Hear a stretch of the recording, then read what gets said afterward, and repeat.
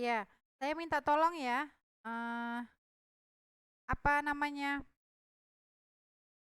Screenshot kehadiran kita, absensi kehadiran kita ini yang sekarang ini. Tolong dikirimkan ke grup aja, nggak usah ditulis-tulis. Screenshot ke grup. Udah nampak PowerPoint saya? Sudah, Bu. Sudah. Oke, saya Sudah, Bu. lanjutkan. Nah, sekarang kita masuk ke induktifnya. Nah, jadi apa induktif itu tadi?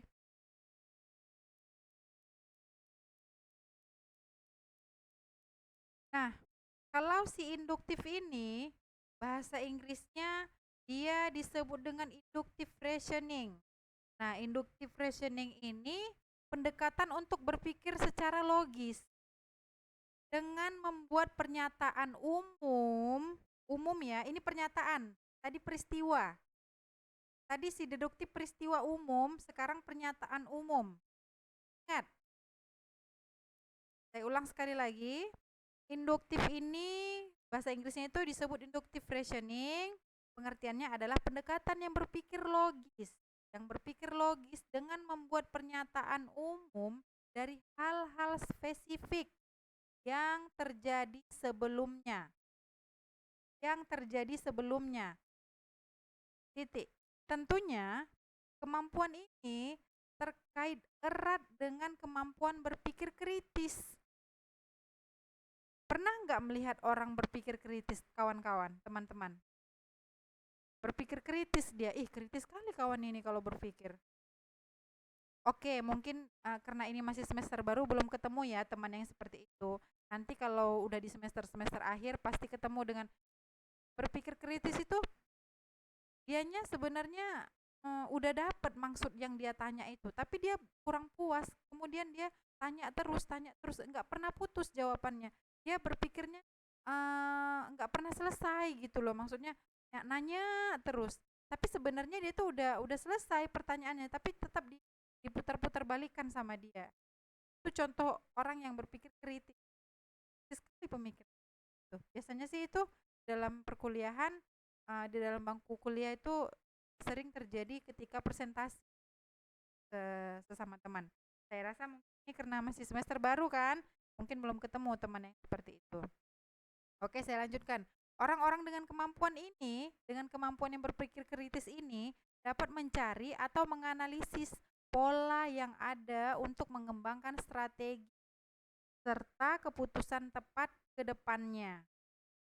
Oke, mungkin ini pengertian secara aja ya, secara garis besarnya aja. Intinya kalian harus tahu induktif itu apa sih? Ini induktif itu pernyataan umum. Kalau deduktif itu tadi apa sih? Peristiwa umum. Oke, lanjutkan. Ada beberapa tipe yang digunakan. Nah, berbeda dengan deduktif ya.